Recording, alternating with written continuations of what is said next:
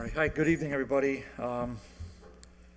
Thanks for your patience. 6:12, we're starting this Development Governmental Relations Subcommittee to the City Council, which is June 13th. I'm the chairman. With me is Peter Tallman, Joe McGivern, and Mike Sullivan. And I don't see the prior meeting minutes here, so why don't we take a motion for number 2, and that is a public hearing. So if I could get a motion, a couple motions, actually. I'll make a motion to, on the minutes, to table. Yeah, that's all, you don't have to make it, we'll just leave it on the table. Just table, okay. Yeah. Okay, second. And a motion to open a public hearing on item 2. Yeah, okay, so there's a motion to take up item number 2 and to open a public hearing. All in favor? Aye. Okay, public meeting's open. Okay, so we have a application from, the applicant is Tracy Bennett, who's the personal representative of the estate of Mary Bennett, the owner of 94 Westfield Road, and Tracy is here with us. Good evening. Hi, Tracy. So you're gonna talk into the microphone, all right? Just start off. If you just make sure that's on for Miss Bennett.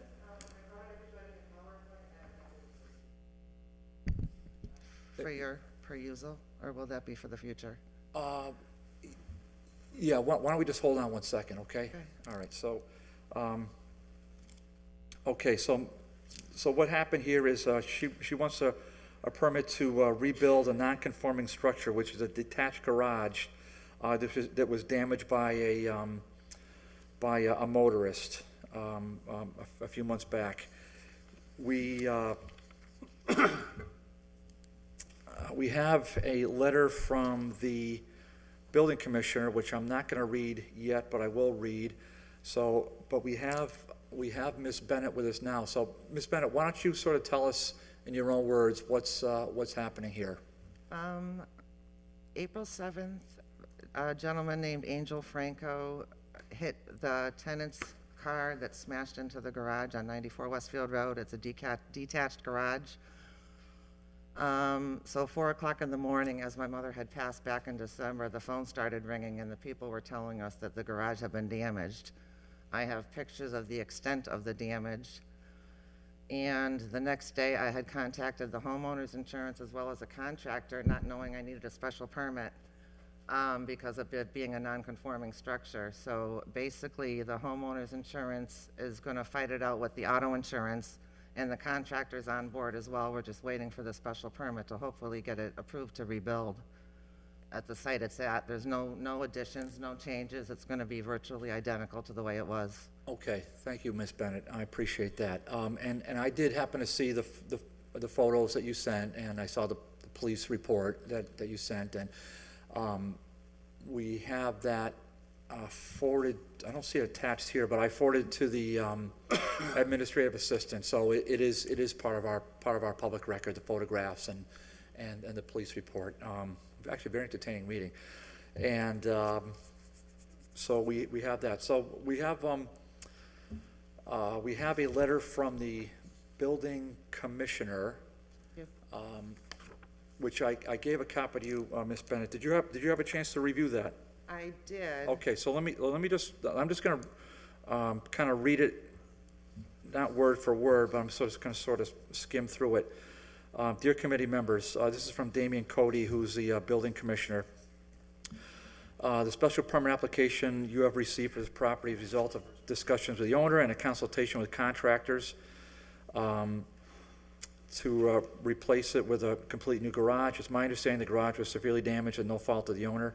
The current and proposed structure is non-conforming due to requirements that all accessory structures must be built in the rear yard, and further, they are a minimum of 8 feet from any principal structure. It should be noted that if the garage is proposed to move closer than 8 feet from the primary structure, it must follow a setback requirement. But in this case, you're going to build it right on the same spot? Yes, it's right askew on the corner of Westfield Road, right on the curve. There's Yeah, actually been a death right on that corner and 2 major accidents very recently within the past 6 months.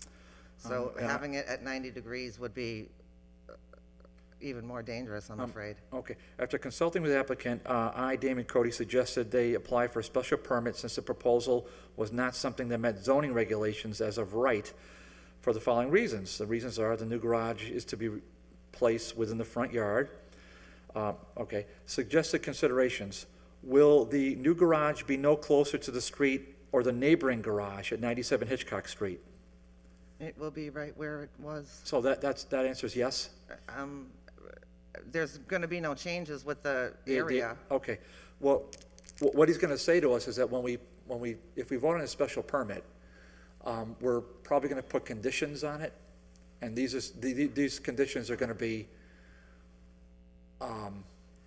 essential to the permit. So you'll get the permit, you will show it to your contractor will follow it to the letter, and then the building commissioner, after the fact, will approve it. If it's not followed to the letter, he will not approve it. Okay. So I just want you to bear with, okay? It's So- parallel to our neighbor's garage. There's 2 garages that are parallel to each other. I understand. Okay. So the first question, he says, will the new garage be no closer to the street or the neighboring garage? So the answer to that would be Yes. yes. Okay. Will the new garage be constructed of the same or generally considered by the average person to be constructed of better materials? The same or better, yes. That's good, right answer. What is the visual impact of the garage and elevation from all sides?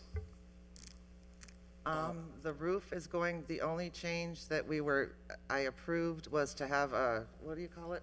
A 2-pointed roof? Because it's a 4-pointed roof. What do you call it? It's a hip-style roof. We're just going to do the 2-pointed roof. I'm sorry, I'm in accounting. Okay, It's gonna have two-pointed roof. 2 points instead of 4, like a pyramid. This is my husband, excuse me. Okay.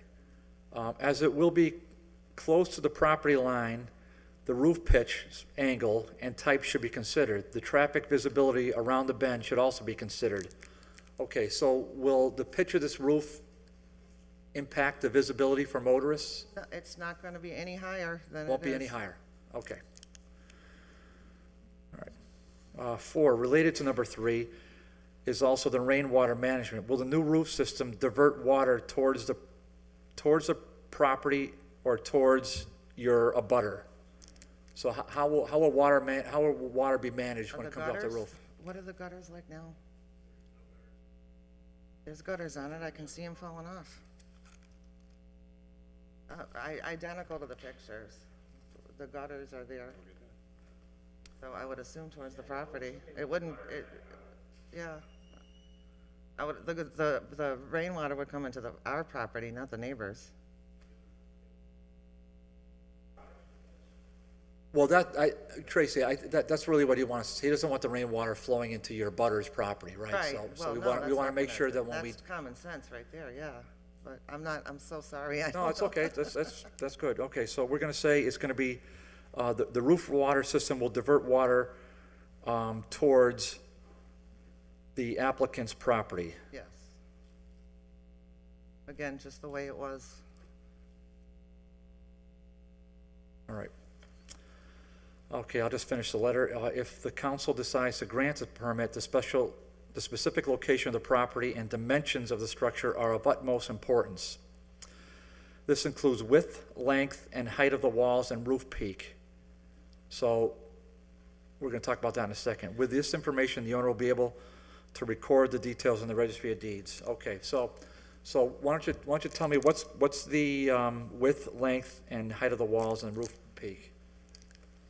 What are the dimensions of the property, do we know? Bear with me. 16 by 16. It's going to be well, we're hoping it's going to be this virtually identical to what was there. No, I heard that, so, but do we have a specific design, so we have the dimensions? So 16 by 16, and the height is 8 feet, you said? I have no idea what the contractor. Yeah, the contractor, I would have to get that information to you. I don't have it exact. I didn't know I needed it, to be honest.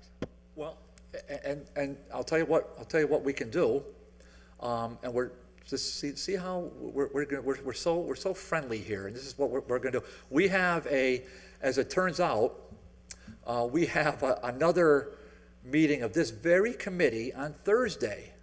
So what we're gonna do, I think my feeling about this is we'll probably have to continue this. You know, we'll hear from the public and we'll hear from the committee, but my sense right now is that we can continue this to Thursday night at 6, where I mean, it's a little bit unfair that you had this letter shoved in your hand, 20 minutes ago, because we only got it ourselves today.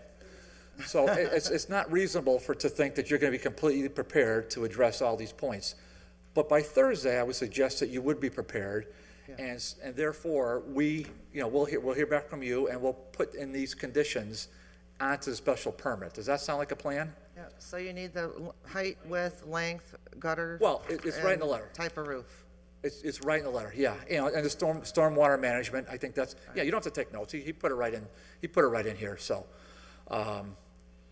Okay, so, let's just, keep this going here. Any committee members want to, Councilor McGivern? Thank you, Mr. Chairman. Just a couple of questions. Tracy, did you receive the letter from the building department? Just curious. This was just handed to me before, 10 minutes before the meeting started. Okay. I'm just curious. I understand why the building department wouldn't go to the petitioner first. Yeah, Counselor? Yes. What happened, if I may, let me just address the, Counselor McGivern. The email was sent to me. It was sent to the committee. Yeah. I forwarded to Tracy's, what's Pat's relation to you?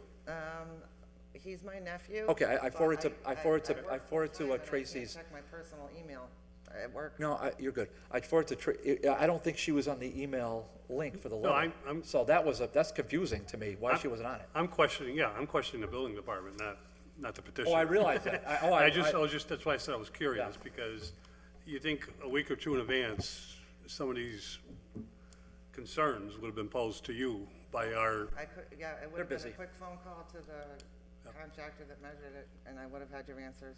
the current structure. Is it on a foundation? Is it on a concrete slab? Is it on, okay. So the size of the slab is gonna remain the same. You're gonna go right on the same slab. So that's gonna dictate the same, except for height, that's gonna dictate the same, dimensions. Yes. And the pitch of the roof is gonna go, I would say, keep it the same the way it was, the hip style. I don't know why they would go That was the cost savings. cost savings. it just, it only makes a difference is the way the rainwater will fall off of it and snow will fall off Hip of it. style now, so they have the gutters that go completely around, and they got one downspout that controls all the water. And no water will be drained towards the sidewalk or towards the road. It'll be drained, It's yeah. all drained into the back. One's on the side of the garage and back right-hand corner, if you're looking at it. It drains into the backyard. Thank God you were here to answer. Thank you, Mr. Chairman. Okay, Councilor McGivern. And Tracy, could I just get your name, please? My name's Gary Lambert. This is my husband. Yeah. I never changed my last name. We're married. I believe you. Yeah. So, That's not part of the petition now. no, but Gary, it's just your last name? Lamoureux. Oh, yeah, O-U-R-E-U-X.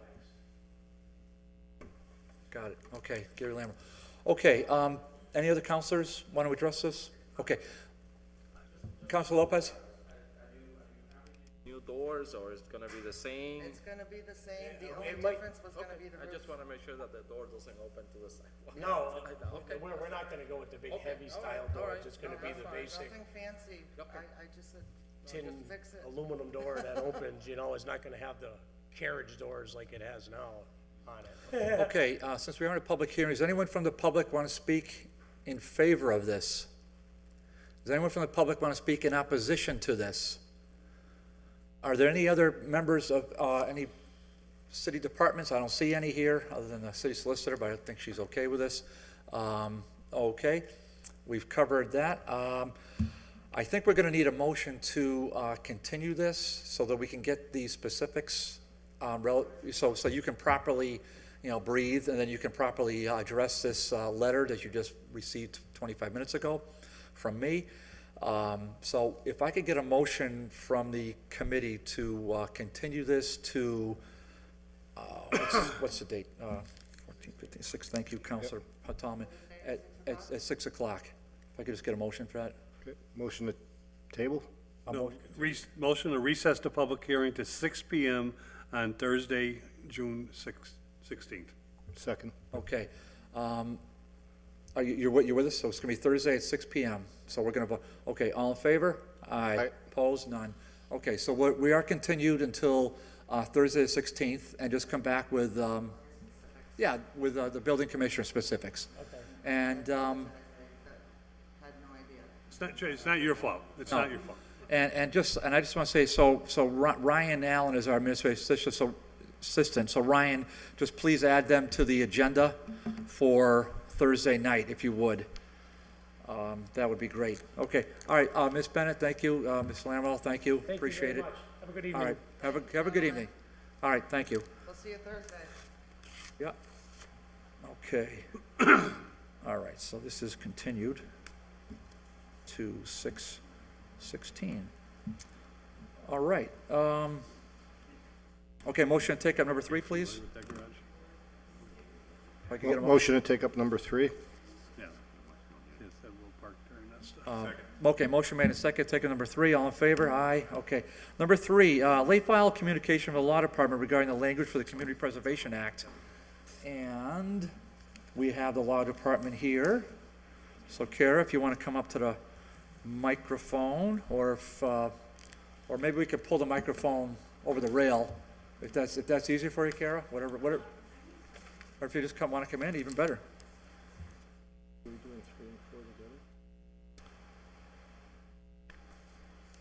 Now, we can just, we'll just do 3. Just get it all the way there. Okay. All right. So, Kara, thank you. Okay, Kara, I have a copy of something called Revised for June 13th, version 2 in Yes. front of me.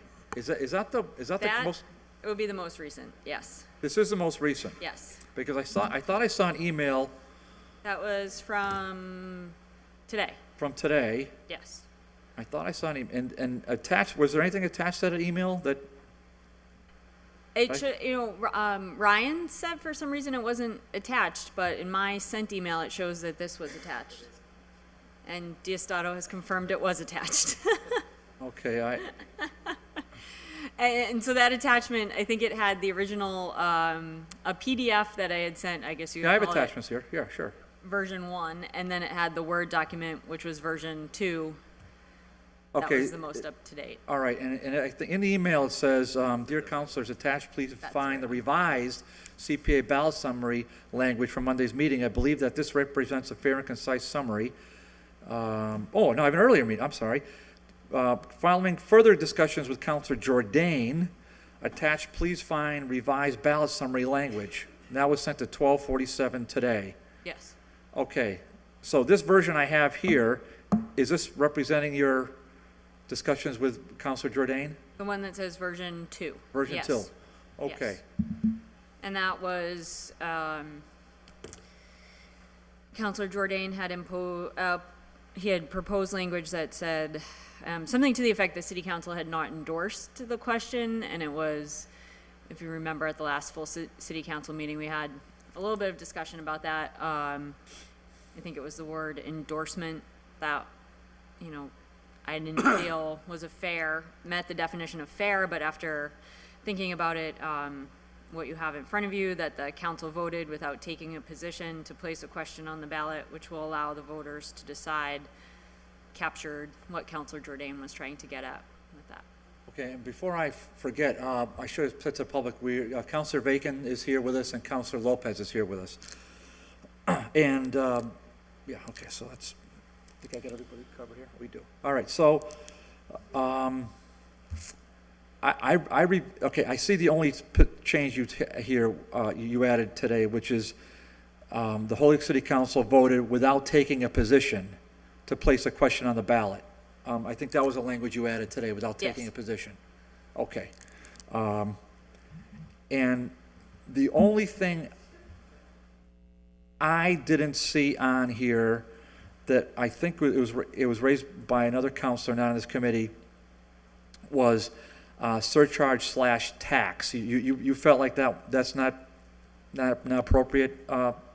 Right, Sarah? the statute refers to the, the charge as a surcharge. And so to be consistent with the language of the statute, I think that's how it should be referred to. And I looked at other communities' summaries and that's, throughout, that's how it's been referred to.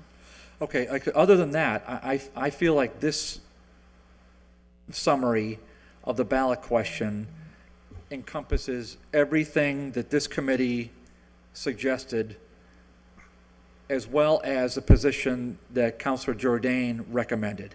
Okay. I think you incorporate, in fact, you have the exact language about taxpayers seeking low income or senior exemption shall apply, so that's right in there. Right, I think the only other thing I reworked, and I guess I didn't show it as a change, but the very last sentence, I think the committee had recommended something in regards to the revocation. In one of the versions I sent, I had just quoted the statute, but then I looked at it again, it seemed like that was really long and too wordy, so I reworked. No, this is fine, because it says the I changed it acceptance to may, this. it says the acceptance may be revoked at any time after 5 years from the date of acceptance by a vote of the city council and approval of the voters. Right. I mean, I think that Yeah, pretty much. so I reworked that from some of the prior. Yeah, but that says comments, what, that's the spirit of it, so I think Right. that I think pretty much so. says it. Okay, so, questions for Attorney Cunha? Councilor Bacon? Thanks. Thanks for coming down, Kara. My question is this. When I went and looked at the law, the way that I read the chapter, and I can't remember what the reference is, it says that if the city council approves to put it on the ballot, the city council is approving it. So I think that was Councilor Jordan's concern, because the wording of the ballot question, which is right from the statute, says, shall the city council accept sections 3 to 7 as approved by its legislative body? And I think the reason why the statute is written that way is because, as you know, there's it could also go on the ballot through a petition. Correct. And I believe, because some of the summaries I looked at, they say, shall the city accept it as proposed by 5% of the voters? So it's Right. making that distinction. And that was Councilor Jordan's concern, that the word approve makes it sound Exactly. like, and so that's where in that first sentence, we came to a way to hopefully show that the council vote is not approving, it's just approving putting it on the ballot. So, Okay. I don't have that one. that's the reword, if you didn't I have just that, hadn't that's seen the, it. Is this extra? Oh, thanks.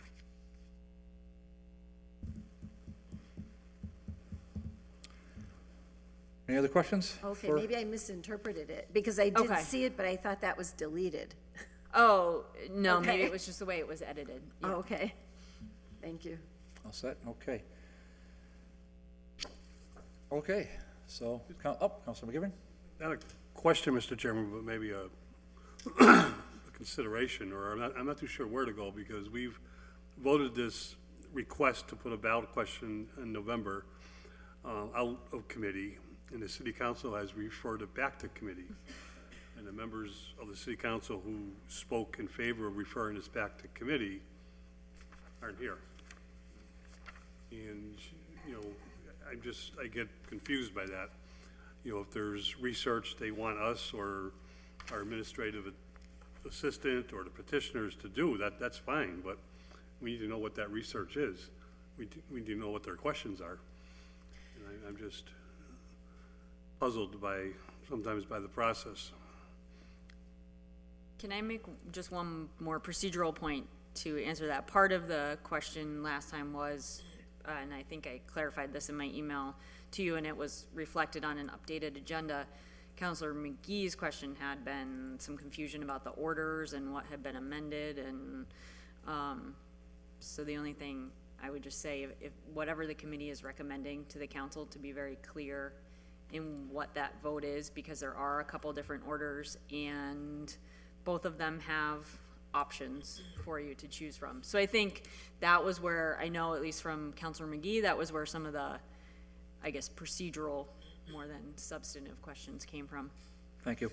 Counselor Bacon? If Oh, I up, if I I'm could sorry. just finish along that lines, because that is one of the questions I was concerned about is, Kara, we often vote and do the request to put a ballot question, forward, and we do so without endorsing it one way or the other. We do that individually.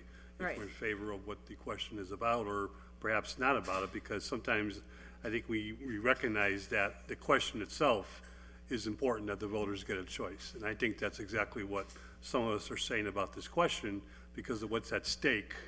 The voters deserve a choice on this. And this is a little different, and I think that might be the language Councilor Bacon was talking about, in that we have to kind of pinpoint a number.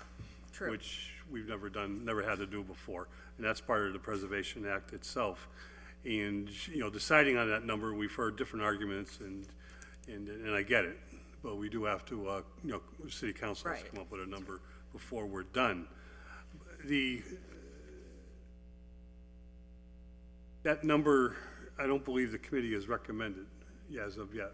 I think we left it up for the city council the last time. No, we recommend it. What do we? Well, and I think that's where the confusion came from, because I took it that you had represented the 1.5%, but I think there was not actually, because Counselor Roman's order originally said that, and then it was amended to say up to 3%, but I kind of took what was being reported out to committee as that was your recommendation. But It was there- 1.5%. Right. That was the recommendation. But I think that wasn't reflected in the way, there was confusion about that in the wording of the order. Yeah, that's fine, so we'll try to lessen that. But the statute is open-ended to a degree.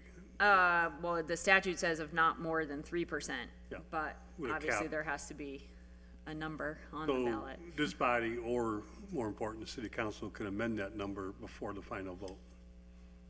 Right? That was the I other would say so. confusion, that I didn't know why it was, it's pretty clear that it's the choice of the body, so the final vote would be determining what percentage would go in there. The voters would have the final say. But regardless of what the original orders were, the statute is clear, your language is clear. Right, That little right. space is blank. So it can be amended on the floor. At the full city council. Yeah. So if if this committee recommends something and then the full council amends it, sure. I think that's why we said up to. I think we were trying to give Oh, the city council okay. the majority, the final determination. Well, when you say "we," I think that was a full city council before it was originally referred to committee. So Councilor Roman wrote 3% in his order. We amended it on the floor in April, saying up to 3%.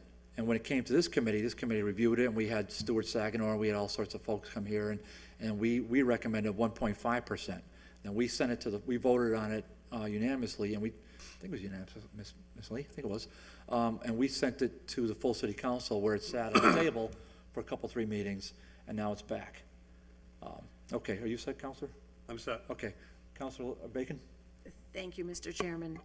As one of the people that voted to send it back to committee, my reasons were because we had at least 2 different orders before us at the full council. There was confusion as to whether we would be voting on 1.5 or some other number. And there were also continued concerns around the language on the ballot question itself. And in addition to that, I've stated my position that the citizens do have a petition initiative option in this regard. I have received consistent negative feedback on putting it on the ballot. And so for me, there were at least 3 different reasons to send it back to committee. And my request is that if the committee wants to recommend it back to the council to put it on the ballot, I would respectfully request that the committee deal with the language and recommend a number to the city council, so that we will have clarity at the city council meeting as to what we will be voting on. Thank you. Yeah, just to your point, Counselor Bacon, we recommended 1.5%. At the committee level, it is, where we have all these orders here, it was my suggestion that we give Counselor McGee's orders leave to withdraw, but that didn't carry the day. So we sent it all up as it was, and therefore, it led to confusion. It would have helped. Because the committee said, no, we don't want to do that, so, and that's fine. Thank you. That's fine, but that's how it got here. Now, I believe we did address the ballot question issue, because we've gone through this now, I would say, a lot. I think to your last point, yeah, that's a fair point. The proponents do have that option to, but you have the option on next Tuesday to not to vote for it. Correct. So there's that. So I think we've covered those bases. Any other counselors want to, Counselor Lopez? Can you only forward one order to the city council? I mean, we get easily confused, so Well, only one. Well, and then we just keep could. following committees. The orders are identical. I know. Except for the number. The number can be amended. Yes. There's no confusion, believe me. The numbers can be amended. You know, the order is identical. It's just the same wording the state gave us. The question is the wording which is required by the state, the city solicitor to put it together for us, and that's what we vote on. see, Joe's very level-headed. He doesn't get confused, but the rest of us do. I know, I'm So- fine, but I just want to make sure that, make it as clear as possible. That way, there will be no confusion. Well, we'll see what the flavor is. Oh, we're joined by Nelson Roman, okay. Okay, so, counselors, anybody else want to make a comment? Oh, Counselor Graney, yes, Counselor Graney's joined us as well, sorry. Counselor Graney? So what is the final, when the vote of the subcommittee comes in, is it to put this on the ballot at 1 point, or to have us vote to put it on the ballot at 1.5? You're asking me, Counselor Graney? Yeah. I don't think we've had a discussion on that right now, but I think we're about to get into it. Okay, I was just, What's your I just opinion? wanted to reiterate what Counselor Bacon said. I've received overwhelming negative responses to this, and the citizens certainly have a right to go and get it on a petition with the right number of votes to put it on a ballot. I think that would be a more appropriate vehicle, but that's only my opinion. Thank you. Thank you, Counselor Graney. That's that. Okay, under discussion, does anybody want to revisit the number? Does anybody want to change the number? Does anybody want to vote on this, make a motion? I mean, you want to be recognized? Council Sullivan? Go ahead, Council Sullivan. Yeah. Well, my questions to the chair, I thought we had already sent it at 1.5%. Should the motion be to reaffirm? It would be, Counselor Sullivan, yeah, because it's back now before us, so you can do anything. You could make it any number you want. You could make a motion to not recommend it. You could make any motion you want at this point. Well, then the motion. But wait a minute, but we're not even there yet, by the way, But by the way, you know, we're still on just a ballot question at this point. So we have to take up, you know, I mean, I think let's focus on the ballot question right now, because that's where we are. So before we start making motions on on orders we don't have before us, let's, Council Tallman. Yeah, I think the city solicitor made the changes that the full council wanted. I think the ballot question's in proper order, you know, especially the part about not, Yeah, you know. make a motion, Pete. I'll make a motion to approve the order Second. as amended by the city solicitor, the question, the ballot question. Okay, and any other discussion on that one? The only thing we'll have to fill in, of course, is the date of the council vote if we get there, and then the percentage. Okay, so, you know, pending those decisions. I'll give you a clean copy with just those two Okay, blanks. all right, so on that motion, all in favor? Aye. Okay, none opposed on that one, Ryan. We have item number 4 here, late file communication from the law department regarding the language of the CPA. That was one of like 4 versions ago of the language. Okay, why don't we just, if I just get a motion, take that up and we just dispose of it? Motion to take up item number 4. 4, please. Second. Okay, on the motion to take up number 4, all in favor? Aye. Aye. Okay, item 4, late file communication with the law department regarding the language for the CPA dated 5/17/16. Make a motion that the order be complied with. Great. Second. Okay, on the motion, the orders comply with, all in favor? Aye. Opposed? None. Okay. Okay, now we have the guts of this thing, which is 5 and 6. I'm going to suggest that we take number 6 out of order, be my opinion. Yes, I make a motion to take up item number 6, please, Mr. Chairman, out of order. Second. On the motion to suspend the rules, take up item number 6. All in favor? Aye. Okay, item number 6 is Counselor Roman's, this is from March. Okay, my bad. Thank you to Ryan for putting the dates on. Good man, McGee. Ordered, city hereby accepts section 3 to 7 of chapter 44B, otherwise known as a mass CPA, by approving a surcharge on real property permitted by said act, et cetera, et cetera, et cetera. The amount of said surcharge on real property shall be up to 3% of the annual real estate tax levy against real property commencing in FY18, and that the city hereby accepts the following exemptions from the surcharge permitted under section 3E, property owned and occupied as a domicile by any person who qualifies for low mod income or senior housing as defined by section 2, $100,000 of the value, and then $100,000 of the value of each taxable property, a parcel of class 3 commercial property, class 4 industrial property. Upon approval of the city council, the actions of the body shall be submitted for acceptance by the voters at the next regular municipal or state election. Recommend that the order be adopted. Okay. Okay, so before us, we have Councilor Roman's order, which says up to 3%. I think we need to clarify. Mr. Chairman, I make a motion to, again, recommend that the order be adopted with the amendment that we define clearly that the percentage would be 1.5%, that the line would read, on real estate property shall be 1.5% of the annual real estate levy. I'll second that. Okay. Under discussion. Councilor Roman? Thank you, Mr. Chairman, and I apologize to the city and the constituents who are here for my tardiness. I was at a vigil for the individuals in Orlando with the House of Colors teens who have been experiencing some trauma, so I apologize for my tardiness, Mr. Chairman. I wanted to come as soon as possible. We've debated this motion to the death, in my opinion, and I think your due diligence and my colleagues, and we had this order before us back in March, and we had the head of the CPA come in and explain and talks about the pros and the cons. I too have heard from constituents who are saying they're upset and don't want this to pass.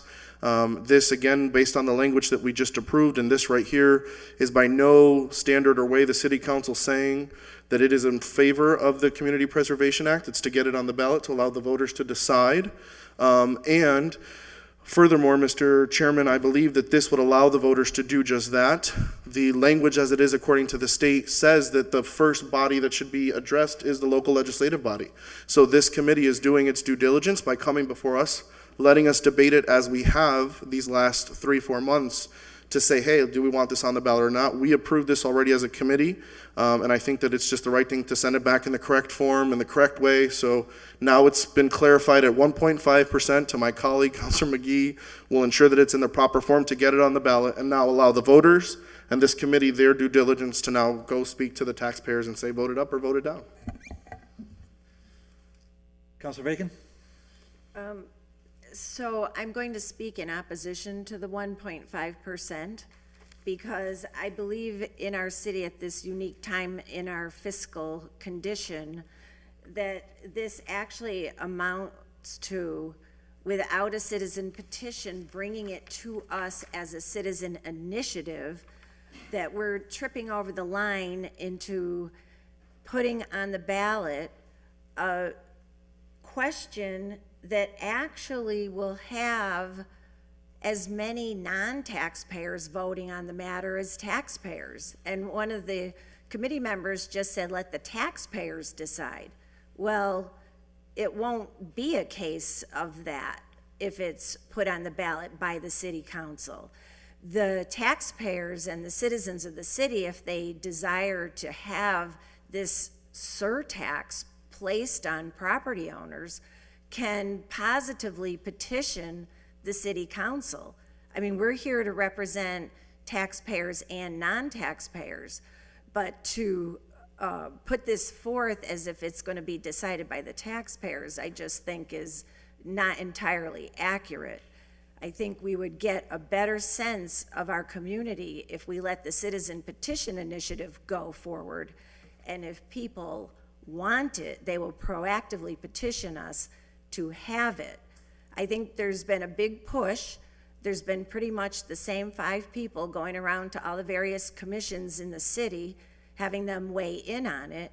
But we've heard repeatedly from the business community, and I've heard so many of us talking about how business-friendly we want to be.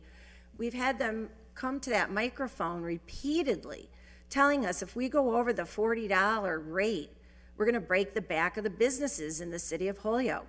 Well, a 1.5% surtax on property does exactly that. They'll never see $40 again. If we jack up the rate, which is essentially at $40 now, 1.5% higher. So I think it's very hard for us to say we're being business friendly and at the same time, as a city council, putting onto the ballot without initiative from the citizens, even without a plurality of the citizens coming forth to say that they want it. We have the citizens telling us they don't want us to put it on the ballot. So while I'm not optimistic that the committee will change their thinking in that regard, I would still encourage you to listen to the constituents who have been pretty consistent and pretty vocal in this regard as they have gained more information on what this means. Thank you. Thank you, Councilor Bacon. Councilor Graney? Yes, sir. I concur completely with what Councilor Bacon says. And in addition to that, I did some research, and we have 255 abandoned or vacant properties in the city of Holyoke already. I think that an added tax may add to that number, and I also know that we have well over 125 properties for sale in the city, both commercial and single-family dwellings as well, and I think that the Community Preservation Act and an increased tax will have a negative effect there too, as well as having an effect on the businesses. I know it certainly will have an effect on all the homeowners, and as Councilor Bacon astutely said, it will push the business tax over 40, and I am completely opposed to this. If the citizens want to get this on the ballot, they should sign petitions to put it on the ballot. Thank you, Councilor Graney. Councilor, we're joined by Councilor President. Did you want to speak, Councilor? Please, if I could. Go ahead, yeah, go ahead, Thank you, please. thank you. I just had a quick question for Kara, if I could. Sure. Kara, is there a way to put on the ballot question the vote of the city council? How the city, I mean, in other words, if the city council voted 15-0 to have it on the ballot, is there wording to that effect that would, I mean, again, stop that from being on the ballot, which again, won't be, doesn't need to be on the ballot. I think the city clerk told us August is when, you know, the latest, just to make sure we got it on the ballot. So we just, I don't know if there's extra copies of the language the committee. I was watching, Okay. So I didn't see this. I actually did not see this, but I heard you guys speaking about it. I mean, so you're saying, Is there a way to say that City the city council council voted up or down this way or that way on so many people? And it's just a thought. I mean, the law does talk about how if the city council puts it on the ballot, they're not endorsing it, but they're voting. right, and that's what, yeah. I Right. mean, I'm just wondering if there's a way to make it, you know, pretty clear to the voters how the city council voted on the ballot question. and the vote is what it is, so I guess it could say the city council voted, you know, in parentheses, whatever the vote, you know, 8 to 7, 9 to 7, whatever that is. I mean, it's a fact that doesn't change, so I don't think, and the language that we worked out, I think is fair in clarifying that the council's not taking any position on the actual question, so. And just to clarify too, the timing, there is timing for it going on the ballot, but there's also timing for the citizens to file a petition, which is, I think they would have to do that if, So if the city council doesn't vote at least 90 days, 120 days before a state election, then the question can go on the ballot through the petition. And I calculated the 120 days to be July 11th. So if the city council takes no action on this matter or votes not to put it on the, I mean, do we have to take if this was just tabled? And I'm not, You would not have voted to accept Right, the so- sections. so that would, the 120 days would kick in? Right. Right, so if we take no action or if we vote it down at the next city council meeting not to put it on the ballot, then the 120-day clock starts to get the Then they petitions would be going. able to do the petition, right. Thank you. My concerns, again, I apologize for being a little late, but I concur with Councilor Vacon, as well as Councilor Graney, is that, I don't know how many ballot questions go on a ballot that only are going to affect, the 5,700 homeowners that are within the city of Holyoke. We also have to take into consideration, the $23 number kind of has been thrown around pretty liberally. I would suggest that Bill Rogalski from the Holyoke Mall and Pyramid Corporation would not feel that that would be an accurate number, nor would I suggest any of the homeowners and business owners in the city of Holyoke. I just don't think that's an accurate number. Again, this is going to affect homeowners and business owners, but the entire city of Holyoke is allowed to vote on that issue. Although everyone will reap the benefits, potential benefits of this program, I just don't know that it's a good idea to we've had ballot questions on the casino, the needle exchange program, the size of the city council, the term length of the mayor, all of which impacts all the citizens of the city of Holyoke. And I just think that this is not our an area that we should get into. I think if the people want it on the ballot, and I have gotten numerous calls and numerous going in and out of stores, from Highland Hardware to the Holyoke Mall. I mean, the business community is just shying away from that. The Chamber of Commerce has made no mention of this because if they were in favor of it, believe me, they would. The Holyoke Taxpayers Association has made their thoughts about it and how it would affect the tax community. I think the folks that are putting this together have done a great job. I respect them all. I had met with some members of that group and had very good conversations about it. I just don't know that I'm not crazy about how it gets on the ballot for everyone to vote on it. It impacts, again, 57 people that own homes. It's just not a good idea, especially in the climate that we're facing right now with our financial issues that we're going to be addressing later on this evening. So I like my colleague, Councilor Vega, I know that this is probably not going to change the sentiment of the committee, but I will not be voting to put this on the ballot when it comes up at full council, and I'm going to, encourage my colleagues to do likewise. Thank you. Councilor Roman? Yes, thank you so much, Mr. Chairman. So, again, and with all due respect to my colleagues, I'd like to address a few things with regards to this committee. I at no point in my process, because as the filer of this initial order, have heard from these individuals that they aren't willing to take it to the citizenry, to go on petition. But this council has kicked the bucket back and forth football style to committee out of committee into committee out of committee when we had a very detailed at this committee, and I thank the committee chairman and our committee members, some of them like myself, I filed it on behalf of petition and homeowners, some of them in my ward, okay, to say let's have this conversation. We had almost a 2-3 hour meeting here where all the colleagues were invited to come and attend and ask and grill questions. If we would have allowed them ample time, and I still to this day, and I asked them, if we voted down, are you willing to go to the citizenry? Yes, they are. They followed the law and the rules of this game that said, hey, come to the city council first. So I want to dispel that rumor and that myth to say that these individuals are unwilling to go to the citizenry and go talk about this issue. And including in my ward at the neighborhood association level, yes, I have citizens who are vehemently against this in my wards. And I have citizens who are saying, hey, as a homeowner, I'm for it. And, I did misspeak, so I want to correct myself when I said taxpayers. I'm a rent owner in this city. And I've talked to my landlord, funny landlord, great guy, and he said, Nelson, yeah, I'm gonna have to pay, and I'm gonna have to raise your rent. I'm willing to chip in my extra $50 a year if I have to, okay, to this as a rent payer in the city of Holyoke. My landlord already told me this is gonna impact me. I'm willing to do that, right? I might not be a direct homeowner, but I'm still gonna vote on this when it comes to ballot. I'm not saying what's gonna happen, but I'm willing to make that sacrifice. And we heard from this committee, the owner of Conklin Furniture, who's not gonna pay the little $23 cup of coffee, right? Going to pay a hefty sum of money. That business owner in this city, taxpayer, is willing to pay that amount as well.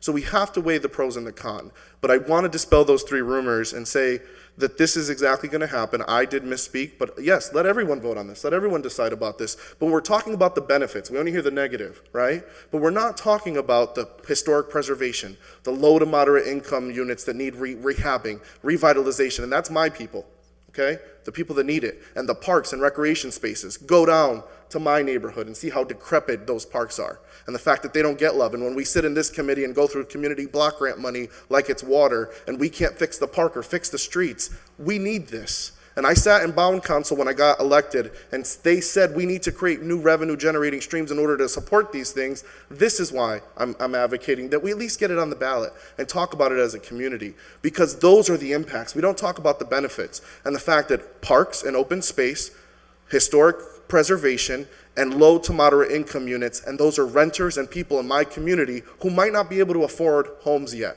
but are working towards their financial and economic stability and growth up there, and are predominantly Latino and people who want to get to the homeowner status. I and my partner want to own a home. We would love to, but I want to own it in South Holyoke or Springdale, Ingleside, where there is not that many homes for sale there. And when we try, they get bought up really quick. So I'm trying, but I have to live in my ward or else Diostado's coming back into the ward seat, but I'm trying. So I want to dispel those three rumors. Okay, Diostado's not moving out though, so I would buy your house. So I just wanted to address those three things. Thank you, Mr. Chairman. Council Sullivan? Thank you. Kara, I have a question. If it goes to petition, Yes. right, then the city council it'll be up to the petitioners, the wording, the percentage will have no say in what goes on the ballot. Is that, am I Correct. to understand that? So the petition will lay out the percentage and the exemptions, and that's how it's translated into the ballot question. So if the petitioners get signatures for 2% or whatever number, that's what'll be on the ballot. Okay, but it answers my question. I believe that it goes straight out of our hands. And we Correct. could be handed something greater or less than Correct. even what we would want to put in front of the voters. Right. And I think it's the same process for the summary, but obviously the summary is going to reflect, that it's been done through a petition rather than the city council, so. Thank you.